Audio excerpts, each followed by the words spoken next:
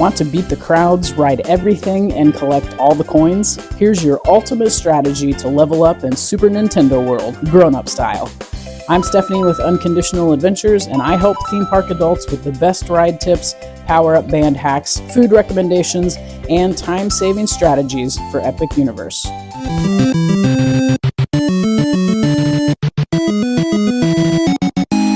Super Nintendo World is impressive, even if you aren't into video games. There's a version in Universal Studios Hollywood, but it's about half the size.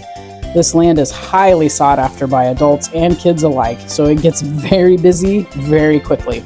It does open with early park admission at Epic Universe, so if this land is at the top of your to-do list, you'll want to stay at a Universal Orlando Resort Hotel to get EPA. Or you can book your park tickets through a you-preferred travel agent, and you'll be able to get in early as well.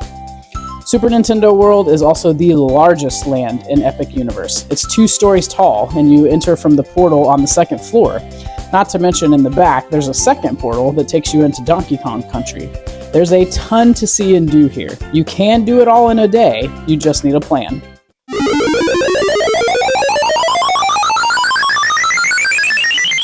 There are 2 main attractions in this land, Mario Kart Bowser's Challenge, a 3D ride, and Minecart Madness, a small car roller coaster.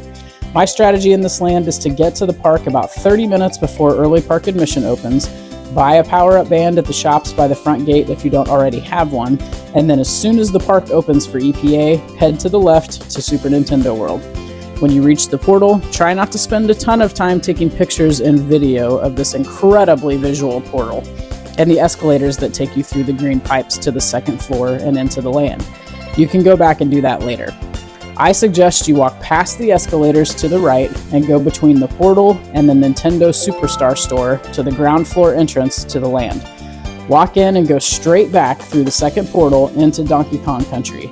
At the back of this land is Minecart Madness, which you'll want to ride first thing. There are a few reasons for this. The line gets crazy long as soon as the park opens to all guests. This ride also breaks down a lot, and if you wait to ride Mario Kart until after you've acquired power-up points, your ride is enhanced. We'll talk more about that in a bit.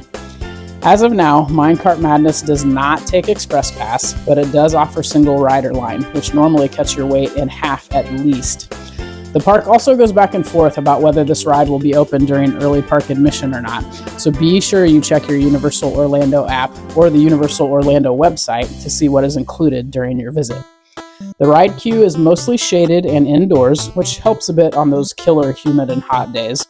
This ride is a little jerky, but if you can score that front row seat, you get the feeling that the car is jumping the tracks on several occasions, which is really fun to watch, both on and off the ride. Ride this first thing, and if you want to ride again, make sure you have the Universal Orlando app downloaded and watch the wait times. If the wait time is below 45 minutes, get in line. If it's more than that, you might consider single rider if it's open and be willing to split up your party. The other big ride here is Mario Kart Bowser's Challenge. It seems to be the main draw, but I'm not sure why. I found the equipment on this ride to be a bit confusing, and the 3D headset graphics just weren't that impressive. Yes, you can literally have a new graphics experience every time you ride it based on how many points you collect on your power-up band, but that's not enough to make the overall experience better. I rode this once and probably won't wait in line to ride it again. The queue line is indoors, which is a great place to cool off and get out of the sun. Since the ride is also inside, it's one of the few that stays operational when there's a thunderstorm in the area. That's when ride wait times will really skyrocket. If you do have a power-up band, make sure you tap it to your ride gun when you're seated. The more power-up points you have, the more enhancements you'll see during the ride. Mario Kart does take Express Pass and uses single rider line. The single rider line doesn't move as fast as some of the other rides, but it still shaves time off the posted wait. My strategy for this ride is to collect as many power-up points as you can, then ride this ride as late in the day as possible.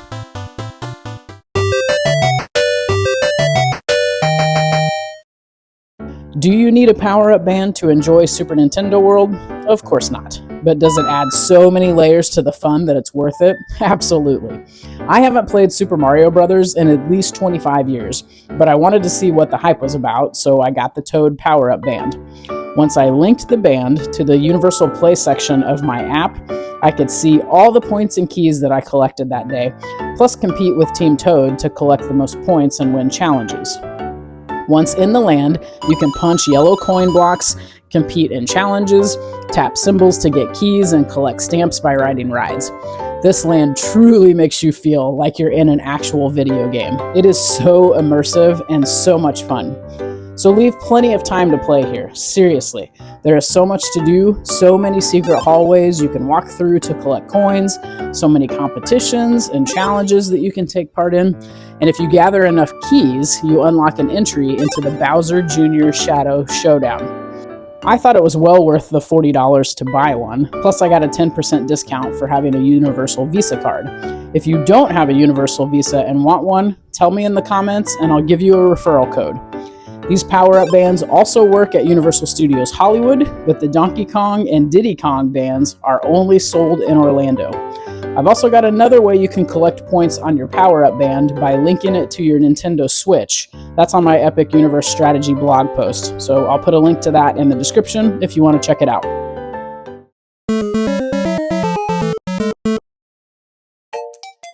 The main eatery in Super Nintendo World is Toadstool Café.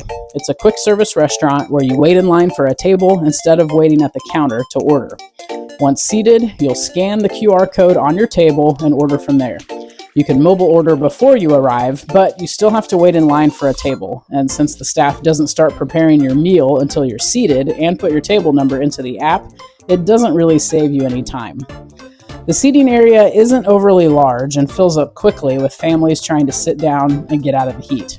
So if you decide to eat here, you'll want to go outside of traditional meal times. The menu here is basically the same as its counterpart in Universal Studios Hollywood. The food items are immersive, they look themed, they have cool themed names. Everything about this place says that it should be a really fun place to eat. Except nearly every review I've read, watched, or heard says the food here is terrible. Like, not good or worth the money. I'll be honest, there is so much bad press about Toadstool Cafe that I didn't even try it. I'm not telling you not to go, but you have been warned. There are 3 snack stands in this land that each have at least one good offering. Turbo Boost Treats has your popcorn and popcorn buckets. Yoshi's Snack Island has a couple good smoothie options, and the most talked about item in this land can be found at the Bubbly Barrel, the DK Crush Float. It's banana pineapple Dole Whip in a waffle bowl, topped with caramel corn, chocolate pieces, and sprinkles. And the whole float is set on top of pineapple Fanta soda. Now, is it the best float I've ever had? No, but the pineapple soda is delicious, and the souvenir barrel mug is really cool.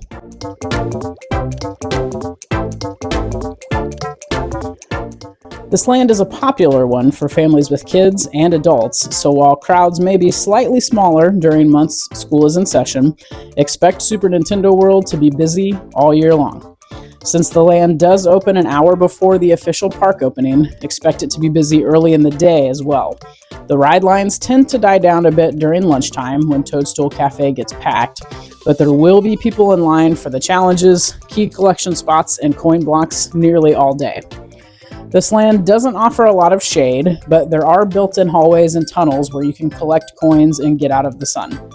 Once families begin to clear out of the land around dinner time, that's a great time to take your pictures, try any of the challenges or games to collect points for your team, get your shopping done, and ride the rides again.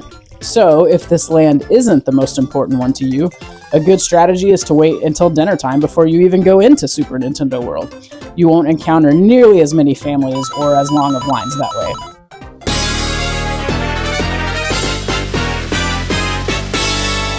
Listen, whoever said character meet and greets are just for kids has never gotten a high five from Mario or did a little rump shaker dance with Toad.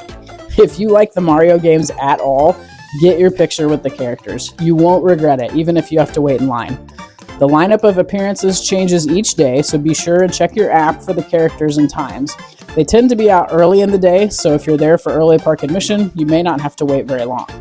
Whatever you do, go back through Super Nintendo World after dark. Go back outside the portal, get pictures and videos of the lights, and then take the escalators back through the green pipes and into the land. As cool and immersive as this land is during the day, it was made to be seen at night. The lighting and sounds and special effects all hit different. It is well worth it.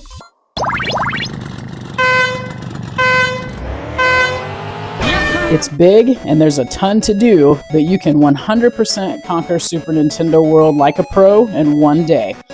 If you've learned anything here, I'd appreciate it if you'd like and share this video. Be sure to subscribe to my channel and watch all the videos in my Epic Universe Strategy playlist before you take on How to Train Your Dragon Isle of Berk, Dark Universe, or the Wizarding World of Harry Potter Ministry of Magic.